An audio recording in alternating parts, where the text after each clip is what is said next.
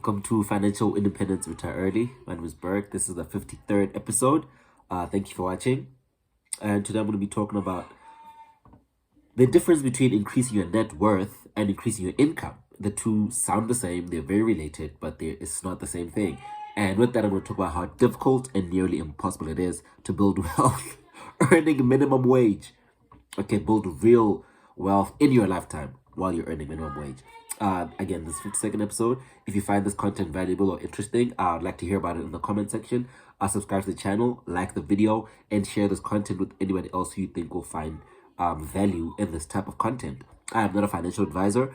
I am an entrepreneur and I am an investor. So what I do is I share my journey in entrepreneurship and investing as I refine and define my investment thesis, and hope that I'll have more of you comment in the comment section, share this video to find more people that will help me also refine and define my investment thesis as I try to reach financial independence so I can retire early. All right.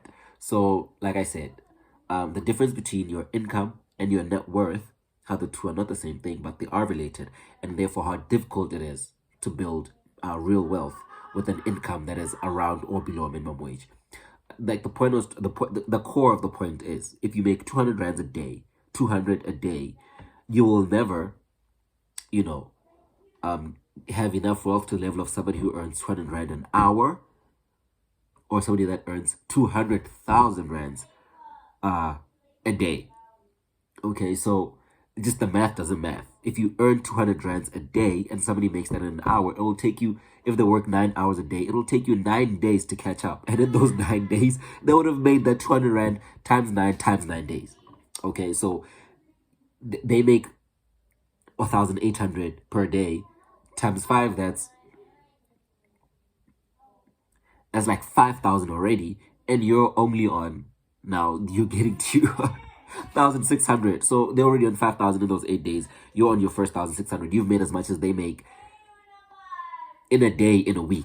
And if somebody earns 200,000 a month or even a day, it'll be almost, it's the math doesn't math. You can't make enough 200s in your lifetime to catch up to somebody that makes that 200 a month, 200,000 in a month. Okay, you need 1,000 days to catch up with somebody who does that in a month. 1,000 days is 3 years. So it'll take you 3 years of saving everything you earn to catch up to somebody who makes that 200,000 in 1 month. Okay, so it is almost impossible to catch up to those people. And when we invest, when I and other people preach invest, save, people think, oh shit, I got my little 200, I'll just save like my 50 rands a day. I'm increasing how do I then increase my income to catch up to those people? And the real answer is you won't. What you can do, okay, is find your own sense of financial clarity. Okay, you need to find your own sense of financial clarity and understand the difference between net worth and income. Okay, because when you invest, ultimately what you're doing is you're increasing your net worth. The net worth is the value of all your assets and all your liabilities. So all of your debts, okay, and your income, okay, and the assets that you have, the total sum and difference of all of that is your net worth. But if you make 200 rands a day and you spend 200 rands a day, you ultimately have no net worth because you're back to zero. But if you save and invest the 200, you are slowly increasing your net worth. And the reason I'm saying you're not going to increase your income is because if you're saving 1,000 rand a month, okay, and you make 8% per month, which is because people make 8% a year, okay, and you're making 8% a month on that 1,000, ultimately you've made 80 rands. So if you're going to save 1,000 rand a month and you're only making 80 rands, you haven't really increased your income. You're going to deduct the 80 bucks and say, oh, look at this. I went from making 5,000 rand a month, now I'm making 5,080 and I've increased my income. No, you're better off reinvesting that 80 rands back into that 1,000, okay, and having it compound so that you can reach the target that you want to reach. But the point, the core of financial clarity is this. You have to increase your income, okay? And once you are working to increase your income, you have to understand what kind of lifestyle am I trying to live? How much does that cost? And therefore, how long will it take me to invest and save to a point where I don't need to work and I'm making that much money either from my side hustle or from my second business or from, if you're earning dividends, from your dividend income. And like I said again, that 8%, it only makes sense if you've saved 1 million rands. Okay, if you've put away 1 million and you're making 8%, that's about 80,000, then you can say you've increased your income, because that 80,000 you can withdraw and actually make a life with. But if you're just gonna be saving 1,000 rand a month and you say you're trying to increase your income, no, you're not. What you're doing though, what is very important, what you're doing is you're increasing your net worth, because now what you're doing is you're buying assets. And yes, you're buying assets that grow in value, and you're also buying assets that will give you cash in the form of dividends. So you need to understand what you're doing. What you're doing is not necessarily increasing your income. What you're doing is increasing your net worth. And that is sometimes more important than your income, because somebody who earns 200,000 a month and spends the 200,000 a month on fancy cars and, and going out to eat and flashy clothes, at the end of the year, if we go on a net basis of assets, liabilities, income, and so forth, you might be in the same position as them in that sense. Okay? In that sense, you have enough assets equal to them, but you can't live the same lifestyle because you don't have the same type of income. Okay, but your income is as unsustainable if it is the only thing that you have, because once you lose that income, you've also lost your lifestyle if you don't have assets that can protect you from that lifestyle creep. See what I'm saying? So you must use your income to buy assets, and those assets will save you if you ever lose your income. But no, you need to understand that the size of the investment that you're making will result in the size of your return. Okay. So you have to work hard to increase your income. I think everybody that makes 6,000 rands a month or less, you have to say, okay, sharp, I can invest, yes, 200 rand a month or 500 rand a month. But what's more important is actually increasing my income, because it's easier to save 10,000 rand a month if you're making 20,000. It's a lot easier to save and invest 10,000 rand a month if you're making 20,000. But if you're only making 15,000 rand a month, it's so difficult then to save 10. If you're making 5,000 rand a month, it's impossible. And you will honestly only start seeing real compounding growth that makes sense to you once you hit that 10,000 rand mark. Once you are able to save and invest 10,000 rand a month, then you're building wealth. But if you're earning minimum wage, you're earning 6,000, 8,000, and you're saving 1,000, it's a beautiful thing. Don't get me wrong. I earn minimum wage. But I know that I will never get to the point unless maybe I invested in Bitcoin in the beginning. Unless you find a really, really volatile asset in the crypto space, or you bought Apple the day it became IPO, but you still have to wait 30 years with Apple, So I'll go back to the crypto. Unless you find a really, really dumb crypto asset and you invest everything that you have, like you put your entire salary in it, like the Dogecoin millionaire did. The guy sold everything that he had. He took all of his salary, he took all of his belongings, valuables, and sold them, and put about $20,000 or $30,000 into Dogecoin. And yes, when it exploded, he got to $1 million. But now it's back down, and he's lost his million. Because that is unsustainable. He had to sell the Dogecoin and have that million cash. And then now what? Because you have your million cash, now what? You're gonna live a lifestyle that costs you $1 million. It's not fair. It's gonna finish. Money. The more money you spend, the more it finishes. You have to find sustainable assets, sustainable income generating assets too, that once you quit your job or once you lose your job, whether you're earning 2,000 a month or 100,000 a month, then those assets, then your net worth will save you.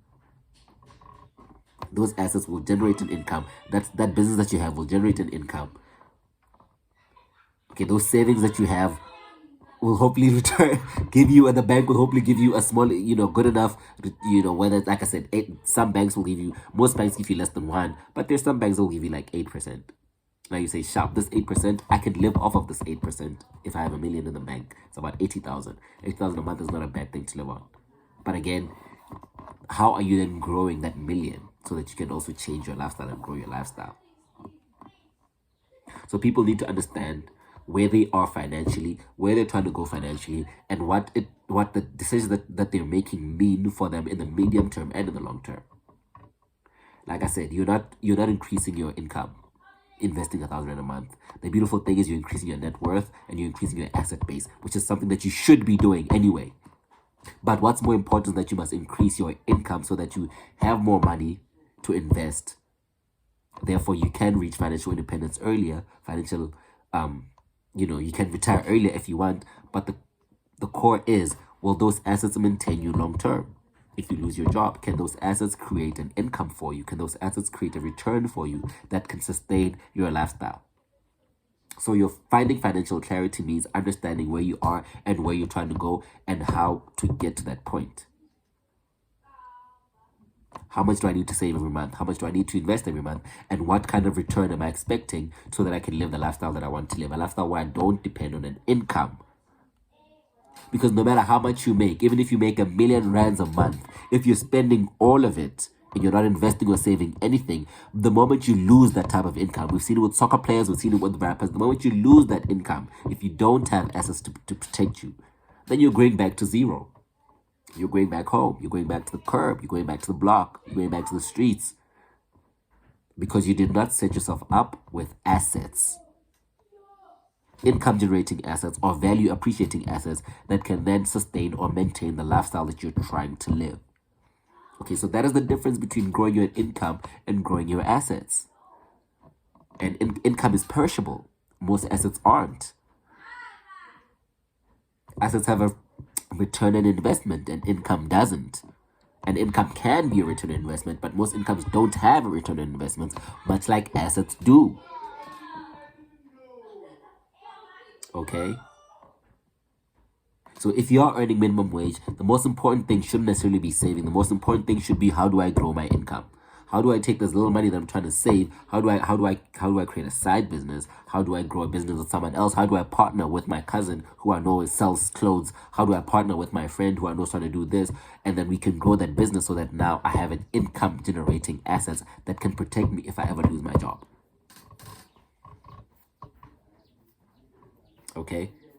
So you need to understand the difference between increasing your income and increasing your net worth. And the power of your income and also the power of your net worth. Because the income can create for you a lifestyle, and your income can also buy a future lifestyle. And understand that minimum wage, earning minimum wage, the reality is, and that harsh reality is, if you earn minimum wage, it is almost impossible for you to build a real wealth with just that one income. Maybe if you're in your marriage and the both of you earn minimum wage, you might have a better chance of saving and investing. But also, you really need to build a business. You need to build a side hustle, or you need to help someone build a business from scratch. Because that is how you then compound. Because buying shares, buying Apple, buying Microsoft, you're looking at a 10% annual, if you're lucky, 25% annual compound ARR, meaning 25% compound growth. So if you have 1,000, if you're earning 25%, compound will take you about 3 years to double it. If you're earning 10%, it will take you about 8 years to double it. So that 1,000 will only double in 8 years. That's the average. It will double in 8 years. The fastest growing stocks, like maybe Amazon, it will double in 3. It will take you 3 years to double your 1,000. So you will not build Jeff Bezos wealth. You will not build Mark Zuckerberg wealth just by saving 1,000 rand a month at minimum wage. Unfortunately, you won't. But if you understand who you are, you understand where you are, and you understand the lifestyle that you're trying to create, the shares that you buy, the assets that you buy, your pension fund that you're saving in, your tax-free savings account that you have, those things can maybe create for you a comfortable life where at least your children won't need, and you won't need. You won't necessarily have to go to sleep hungry. You won't have the big house and the Mercedes and the Porsche and all of that. But you won't go to sleep hungry. You'll have comfortable beds. They can go to good enough schools. That life you can create for yourself. You can create for yourself a comfortable life by saving and investing when you're at minimum wage. But you're not really building long-term wealth. That's just the hardcore truth. You have to increase your income, but that income has to also buy more income-generating assets or more value-appreciating assets. And that is how you build sustainable wealth, or that is how you create for yourself a lifestyle that is sustainable. So if I lose my job, I still have my shares, I still have my business, I still have blah blah blah, that will then can support my lifestyle at the level that is sustainable also. If you find anything confusing, put it in the comment section and I will delve deeper into what I'm trying to say. But I think I was clear enough. It's more important for you to increase your income if you earn minimum wage. But if you earn a lot, if you're earning 100,000, it's more important than to save, than to live that fast lifestyle, because if you lose that income, then you're gone. you're fine. Okay, so income is not the same as assets. Income is perishable, assets can be sustainable. And income is a trap in that sense that people feel like they're invisible when they have high incomes and they're not building any assets. It is more important for you to build a sustainable business. It is more important for you to buy value appreciating assets or income generating assets so that if you ever lose your job, if you ever lose that income, you can still live the lifestyle that you're trying to live. And no matter how small your income is, you should be looking at how to double that income. It takes 3 to 5 years with shares, sometimes 8. But if you're selling stuff, it might take you weeks. This is Financial Independence. Retire early. Thank you for watching. Goodbye.